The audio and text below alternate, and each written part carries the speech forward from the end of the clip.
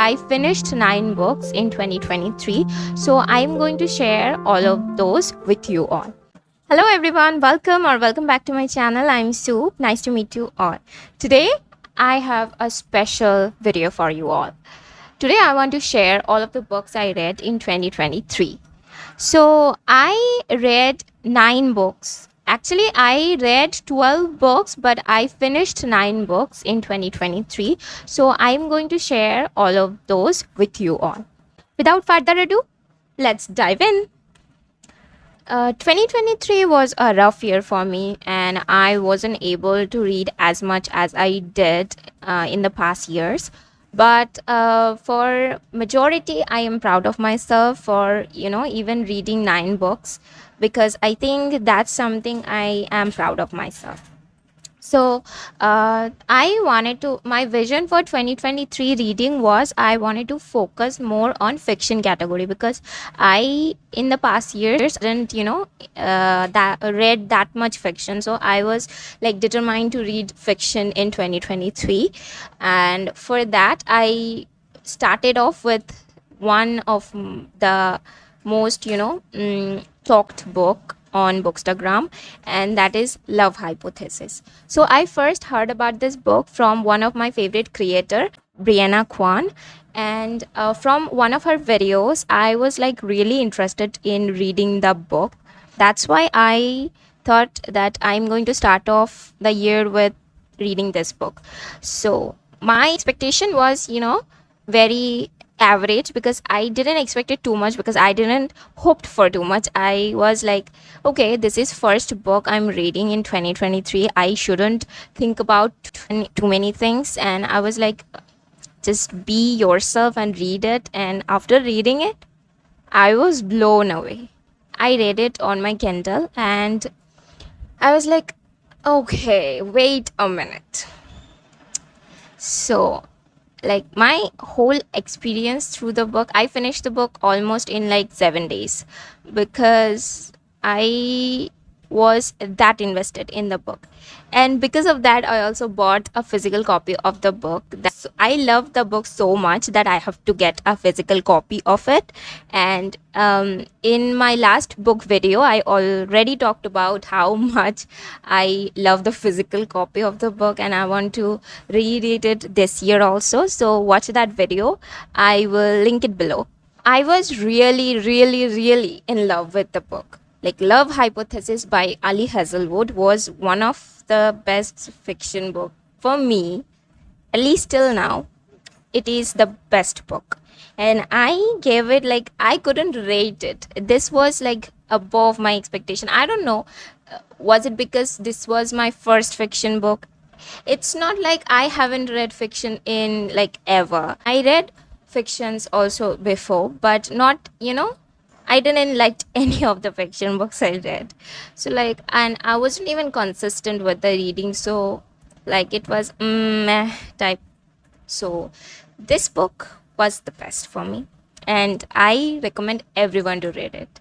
And I don't want to spoil this book too much, but I would say Olive and Adam, they are my favorite, fictional characters. So yeah, that's that. If I just start to brag about the book, I would like rant for up to hours and I won't stop. So I would stop myself here, because I have to get to other books also. So the second book I read was in February, Seven Husbands of Evelyn Hugo. It was a novel, and it was written by Taylor Jenkins Reid, and I didn't expect anything from this book. I knew that it was not a romance book or something like that. It was a novel, so I knew that it's going to get it ups and downs, and I didn't expect it too much from the book. But oh my, what should I say? This is one of the best book I read, in the entirety of it. Like, this book was very different from whatever you have read. This is a story of a very famous star who like reciprocate her feelings in the past, why she did what she did, why does this name has her story in it, and of course why she had seven husbands in the past. So she tells every story and the plot. It's the best book I have ever read. Like, I cannot, shut up about this. Seven Husbands of Evelyn Hugo is one of my favorite book, and it's a 10 on 10 book. And I highly recommend this book. It is one of the books that is not, you cannot, like, it's not all about, romance book or not about love, but you can feel so many emotions through the book.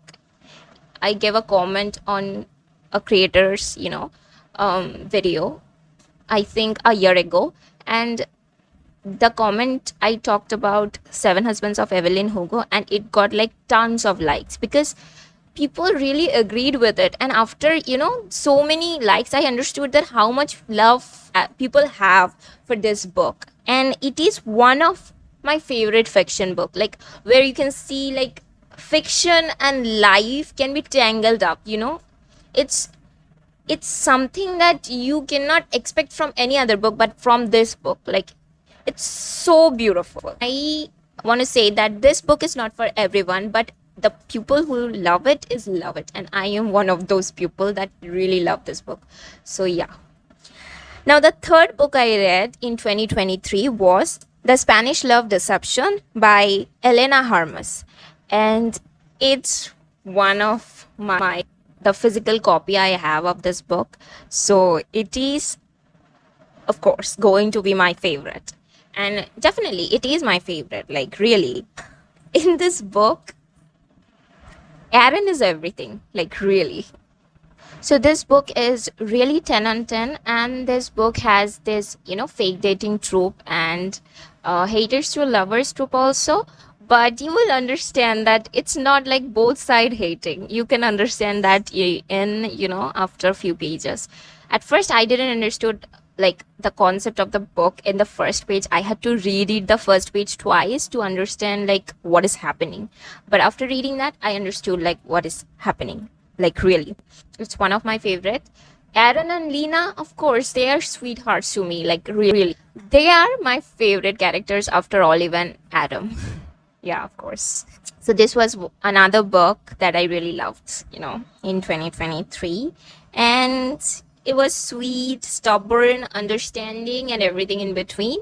And this video is not about any spoilers, so I'm not going to spoil anything. Like, you have to read everything to understand why the name is the name, The Spanish Love Deception. So yeah, but it is very, dear to me, this book. And I know not many people is going to like this book, but whatever, I don't care. It's still one of my favorite book. And the next book I read is not fiction. It's one of the non-fiction books, Change Your Life in an Hour by Laura Archer. And this book is, I'm going to rate this book 9 out of 10. This book is very cool book in my opinion. I have read like tons and tons of non-fiction, so I know what I'm doing, but this book was different, and it was cool in a good way. I said so many hobbies in the books, and it talk about all sort of suggestions and advice about different kind of hobbies you can have, and 1 hour can change your life definitely, because if you do something that you're going to like and love, then definitely 1 hour is going to change your life. So that's a pretty good advice. And this book is not for everybody, of course, but it was a good book. The next book I want to talk about is Bonjour Happiness by Jamie Callan. It's one of the best book, I read in 2023, because it was a non-fiction, of course.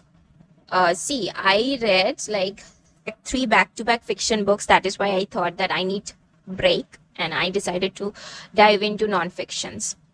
This book was particularly very good because the storytelling and the writing was entirely different. So the writer shared her experience through writing this book, of course, but this book touched on so many parts of being a woman and being stylish, and very this book shared so much knowledge. And while reading this book, I really felt like I was in France, really, like I was in France, transported to France. And it was really good experience for me. Being a woman is not just about being fashionable or being stylish, but just being a woman in itself is so gorgeous. I was talking about Bonjour Happiness by Jamie Kellen, and it's one of the books that is, really dear to me, because what was the context of the book was very beautiful. Like, it talked about how you can find joy in everyday thing, and how you can be yourself, being yourself and loving yourself and being passionate about whatever you do. Because after all, finding happiness and finding beauty in whatever you are doing in everyday basis is really important. So this book was really, inspiring for that reason. This is a 10 on 10 book for me. The next book I read is Before the Coffee Gets Cold by Toshikazu Kawaguchi. It is fiction Japanese book, and it is the part 1. The part 1 I read in 2023, and that is why I bought part 2. I talked about it in my recent book videos. You can watch the video to check it out. So this book was beautiful, and I didn't expect it how this book is going to be, because I watched a video of, a content creator, and I saw this book. So I was like, that book is really aesthetic, I should buy it. And after reading it, I understood it's not so aesthetic, but it is really beautiful. This is a fiction book about this coffee shop that is in, quiet corner of Japan, and it's actually transports its customer to the past and the future. This book has chapters divided to characters, and it talks about really deep things, feelings, and like you get a new view, even though it's a fiction book, still it has so many beautiful lessons in the book. And I know this book is not for everybody, but this book was really good, and I gave it a 9 out of 10. So yeah, and I bought the part 2 of this book also. Next book I want to talk about is Dopamine Detox. Dopamine or dopamine, I have no idea what they call, but I'm going to go with Dopamine Detox. It is written by Thibaut Murisse. I don't know how to pronounce this name. This is really ridiculously tough how to pronounce this name, but I will give the name here or here somewhere. So this book was a very short and very to the point book, of course, but it was not for me. Yeah, because the writer did a great job throughout the book. He was really on point with what he was talking about, but I already knew all of the lessons, kind of. So it was kind of boring for me, though I would not, use the word boring here, but still this book was kind of, not for me. But I'm not, demotivating you to not read this. You can give it a try, you can like it, and if you do, please comment. But for me, it was 5 out of 10 book, and I was not very pleased with the book.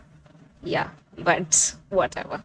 Next, moving on, I read another fiction, Dating Dr. Dil by Nisha Sharma. It talks about the Indo-Western culture and how immigrant families, cope with the system.